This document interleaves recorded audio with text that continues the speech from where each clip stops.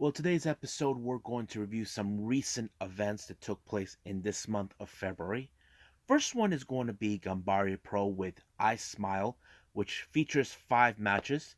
And of course, we got AAA Lucha Libre with Rey de Reyes 2022, with some amazing surprises and some killer matches we definitely got to talk about. And of course, we cannot forget the latest GCW, forgot what's it called, You Know Me Well. And of course, we cannot forget AEW Dark Elevation. So, let's get started with another episode of Deleted Wrestle Zone.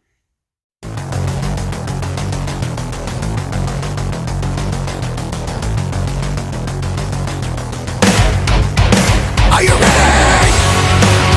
Get up, get up! Get up, get up! Get up, get up! Get up, get up! Get up, get up! Get up, get up!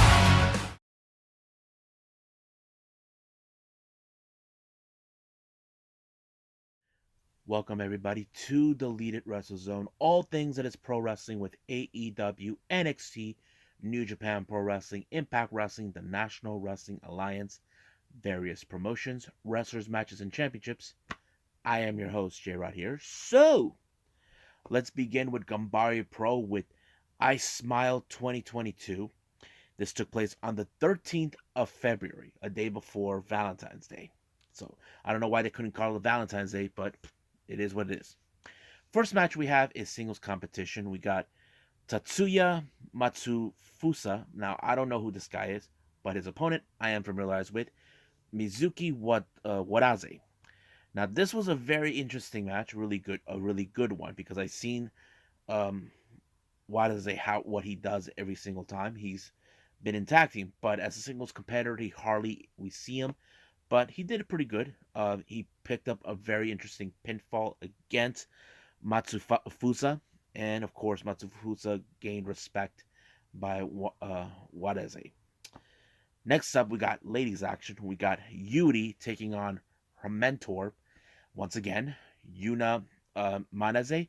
If you guys know this or not, Yuna Manaze had trained many wrestlers in the past. One of them you may know of is, of course, current Stardom star and former Wonder of Stardom champion Tam Nakano. This was more like a teacher versus student, as you know, and many times we do see that the teacher always wins, and that's always the case. But I have to say, I give Yuri credit that she put up the effort, but unfortunately, she came up short against Yuna. But of course, Yuna gives her encouragement, knowing that even though she lost to her, she can try again and she will prevail down the line because she does have a losing streak in Ganbare Pro since she first arrived. Next up, we got intergender tag team match. We got Arukaze teaming up with Yumehiro Inamari taking on Moiki Haruhi and Chuchiro Katsumata. This was a very awesome match because, as you know, um, I've seen these individuals how they wrestled. Not to mention, Okaze does have a judo experience. As for Yumehiro Inamari, he is one. Of course, he's a member of the Pheromones, but when he's in Gambari, he's a different character. But it was Katsumata who, in fact, picked up the victory when he submitted Inamari with the armbar, and that was pretty much it. So Inamari had no other choice but to tap out, allowing for Katsumata and Haruhi to pick up the match. Next up, we got, of course, Tyson Maiguchi teaming with Tsuyoshi Okada. I don't know who this guy is.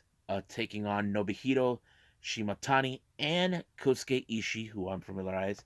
This was a bit more of the powerhouse in this particular match. As you know, I've seen these guys, how they wrestled. Ishii is one of the most powerhouses that I've seen so far in this particular match. So he was the one who picked up the victory when he pinned, of course, Okada, allowing for him and Shimatani to pick up the victory. In our main event, we have 6-man tag team match. We have Rapid teaming up with Romance Dawn, consistent of Shota and Soma Takoa, taking on Katsumi Oribe, Koiki Iwasaki, and of course the founder of Ganbare Pro. I'm talking about Ken Oka.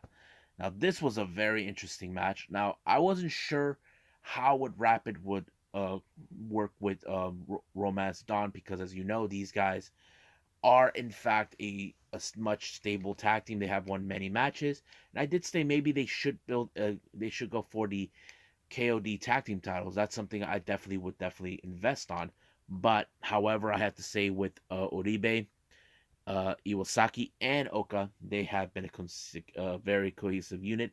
However, it was Iwasaki that picked up the victory on Rapid, allowing themselves to win the match. So it was a pretty good show. I enjoyed it. Hope there will be more of Ganbare Pro I can watch down the line. So I think that's pretty much it what we got for Ganbare Pro. I believe it's time for Lucha Libre AAA Reyes de Reyes 2022.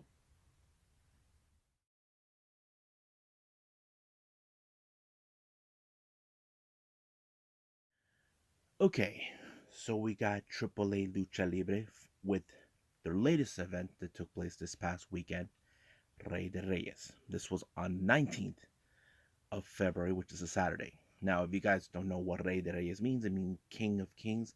This is an annual tournament that takes place. Whoever wins will have like a sword as a grand prize, like a trophy, presented by, of course, anybody who's there. But a lot of good things took place throughout this entire event.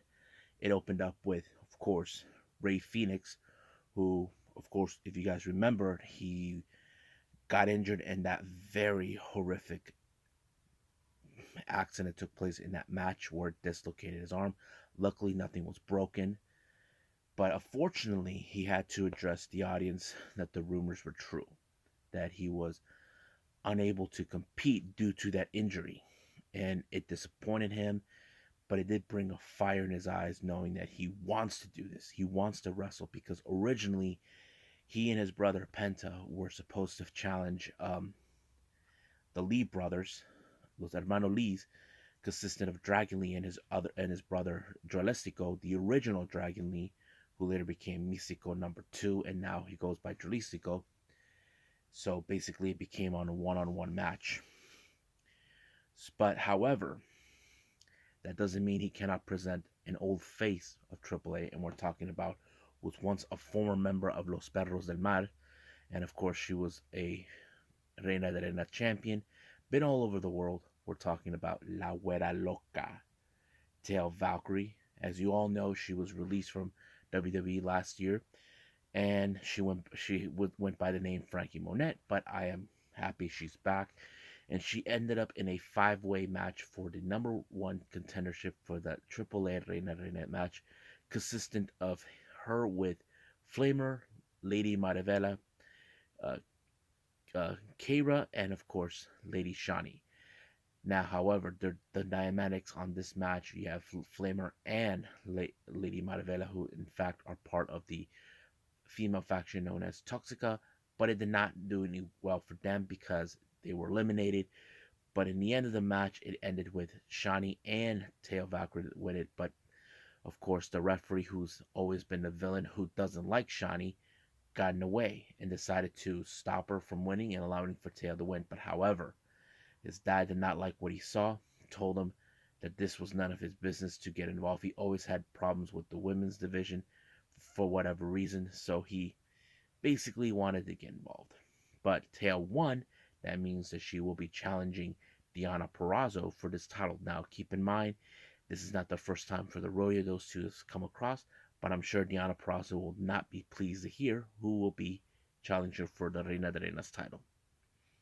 Now, speaking of old people, we have those Vipers, the new generation, along with Cibernetico, coming out saying that they were willing to get their hands on Conan for all the things that he's done with Cibernetico, and of course, they have their dealings with Pagano, who is a one-man wrecking ball, and they beat him up while he interrupted them. He thought he could take on those Vipers on his own, but unfortunately, it did not end it. However, it did stated that those Vipers were in fact have matches taking place, and that is something that will not be ignored. But speaking of the Vipers, they were involved in the next match, which was a six-man tag match where we have like members like Latigo, Abismo Negro Jr., and Psychosis taking on Mysticis Jr., Mr. Iguana, and Nino Hamburguesa. This one was already in the bag of the Los Vipers. As you know, the Los Vipers at one time were one of the most uh, dangerous factions in AAA. But now it seems like they're reliving those moments, but bringing new mayhem. And of course, they ended it when they put Mysticis through the window, through the door, and that allowed them for the pinfall for the 1, 2, 3, and it's already over from there. Next up, we got the AAA World Mixed Tag Team Championship. We have Los Mercenarios, consisting of La Hadria and Villano Tres Jr., taking on Sexy Star and Octagon Jr., versus the champion of Los Vipers, consisting of Chick Tormenta and Ares. Now, these guys won these titles not too long ago. I thought this match was insane. It was great. As you know, these are matches where everybody would definitely enjoy it. However, it did not end. It ended back into, of course, it turned into a lumberjack match, all thanks to Tirantes Jr. So basically, no, Tirantes Sr., who in fact decided to make sure there has to be a winner.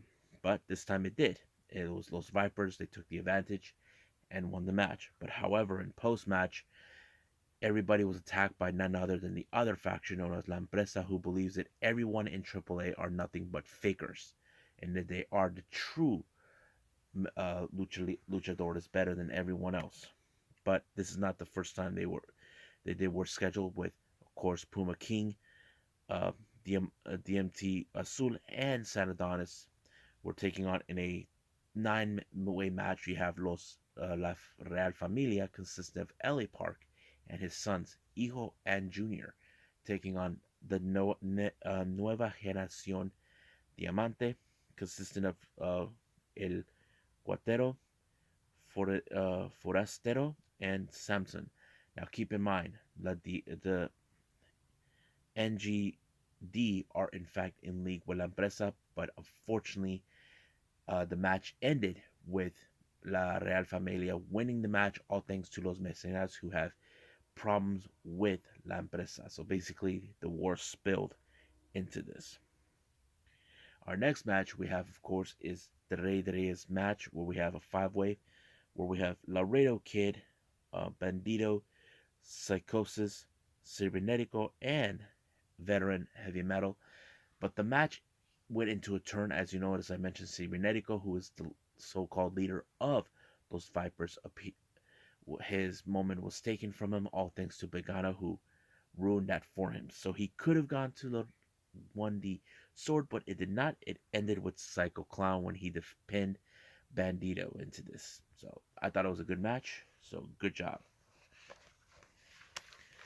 Our next match we have, of course, Dralistico versus Pentagon Jr., or as we call him, Penta El Cero Miedo. This match was insane. These are two sets of brothers, but however, the match got involved with Dragon Lee showing up, removing the mask from Penta. Ray Phoenix tried to help his brother, but the AAA staff tried to stop him. They didn't want to see him get hurt any further, but he was helpless not to help his brother. However, while this happened, Penta was able to win the match, but unfortunately, the Lee brothers had something else in mind. It appears that they're calling out FTR and the tag titles. As you know, FTR claimed that Lucha Libre is dead, but when it comes to the Lee brothers, they will do whatever it takes to get back what rightfully belongs to them. Now our main event is the AAA Mega Championship. We have John Superstar, formerly known as John Morrissey, Johnny Nitro, Johnny Mundo. He reappeared not too long ago after he was released, and he criticized Hijo de Viquino, who is the current Mega Champion at the age of 24, saying that his reign since winning the championship was a fluke. So he wants to prove to Hijo de Viquino, you're nothing but a fraud. That's what he did. However, Viquino was completely not normal. He did not allow him to win. Basically, uh, John Superstar put everything on his arsenal to win, but nothing wavered, nothing changed until Viquino did the 630, and it was over right from there. And he retained the title. So this was a great moment, it appears. The title stays in Mexico, and no one's going to take it out from him. So it was a pretty good show. I enjoyed it. It was great. I can't wait for to see the next AAA event, but that will be at another time. So I believe right now it's time for the next one, GCW. Don't tell me what to do.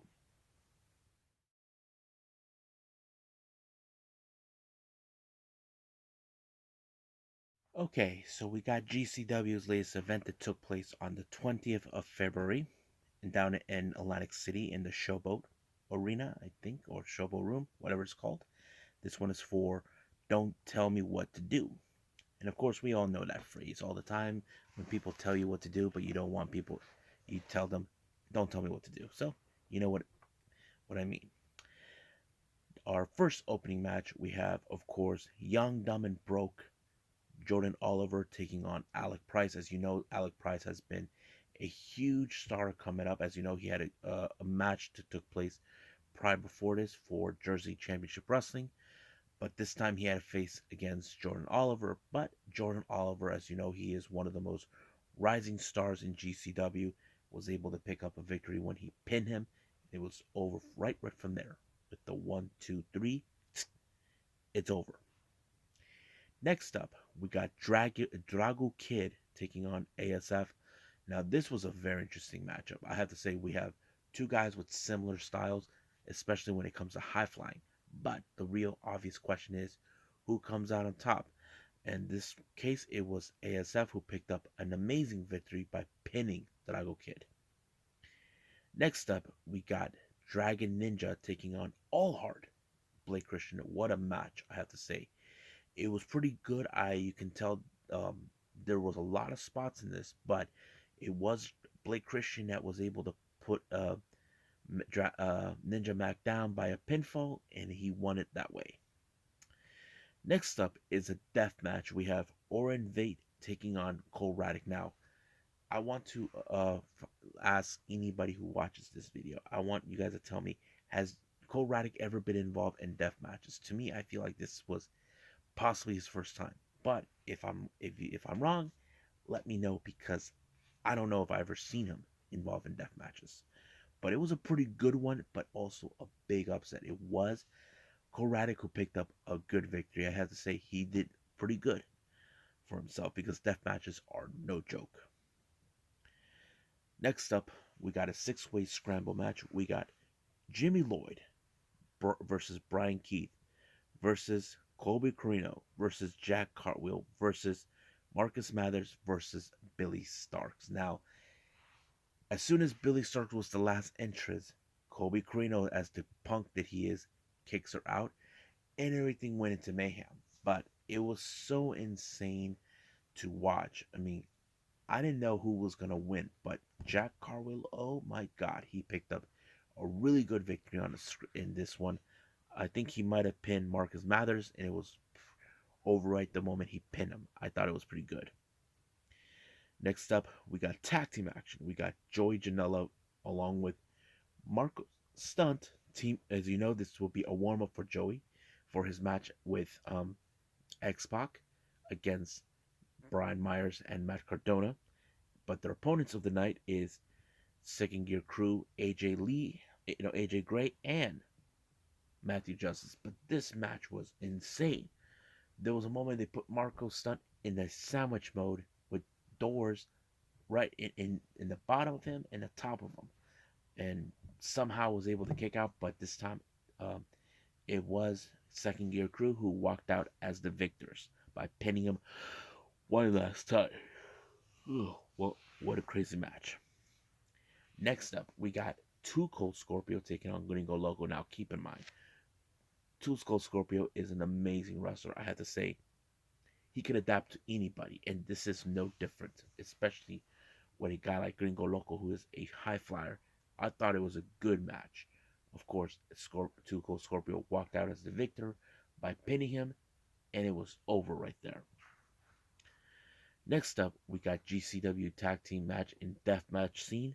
We got the Rejects, Wayne Murdoch and Reed Bentley taking on the Hater Club, Matt Tremont and Nick Gage. I thought this match was nuts. You know for a fact that Murdoch is out of his way. He would do anything to come back. Nobody likes him in GCW, but it was Matt Tremont that picked up the victory, allowing themselves to win. And of course, you know how it ends with Nick Gage asking where his gang is at. So I have to say it was a pretty good show. I enjoyed it. So right now, let's move on with with AEW Dark Elevation.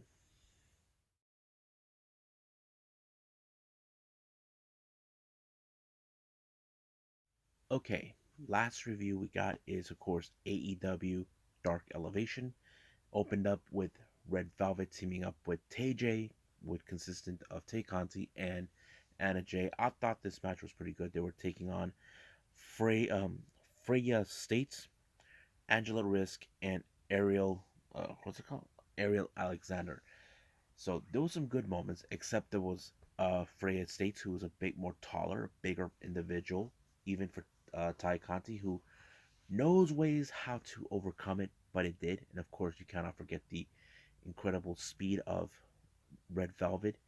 But it was Anna Jay that picked up the victory when she applied the Queen Slayer onto Ariel Alexander, and it was over right from there. She had no other choice but to tap out. Next up, we got 10-man tag team match. We got Daniel Garcia with 2.0 and the Gun Club being accompanied by Billy Gunn taking on who was it? Dean Alexander, Dominic Garina, Kevin Koo, Chico Adams, and of course Errol, what is it? Levy. But this match ended with having Daniel Garcia putting I think it was uh, Ariel Levy in the Scorpion Deathlock right when it's locked in. He had no other choice but to tap out. Next up, we got the Bunny taking on Caitlyn uh, Alexis, but you can guess that this one was put into the rabbit's hole, allowing for the Bunny to win. Next up, we got Baron Black, Jameson Ryan, Chandler Hopkins, Dean, Sean Dean, and Carly Bravo taking on the HFO Private Party, Isaiah Cassidy and Mark Quinn, the Butcher and the Blade, along with Andrade. This match was a lot more different than always. I was very much impressed that somehow Isaiah Cassidy overruled it, but something has changed. As you know, last time Matt Hardy walked out on them. We don't know what's going on. What's the angle with this one? Is Hardy being played? I don't know, but we'll see when that happens. Next up, we got Ruby Soho versus Haley J. I thought this match was okay, with her ending it with the destination, and it was over right from there. And then, of course, same thing with Lance Archer versus Joey O'Reilly, ended with the Black Hole Slam, and everybody dies. Next up, we got Emi Sakura, Layla Hirsch, and Nyla Rose to take on AQA, Kiera Hogan, and Sky Blue. I thought the match was pretty good, especially with all 6 women, but it was in fact what's her name, Layla Hirsch, that picked up the victory by putting away um, what's her name, AQA right from there. So it was already done. Next up for our main event, we have another 10-man tag. We have the Wingmen consistent of Peter Avalon and JD Drake, and Cesar Bononi teaming with Chaos Project, Serpentico, and Luther to take on Jay Lethal, Matt Seidel, Lee Johnson, Brock Anderson, Frankie Kazarian being accompanied with Arn Anderson.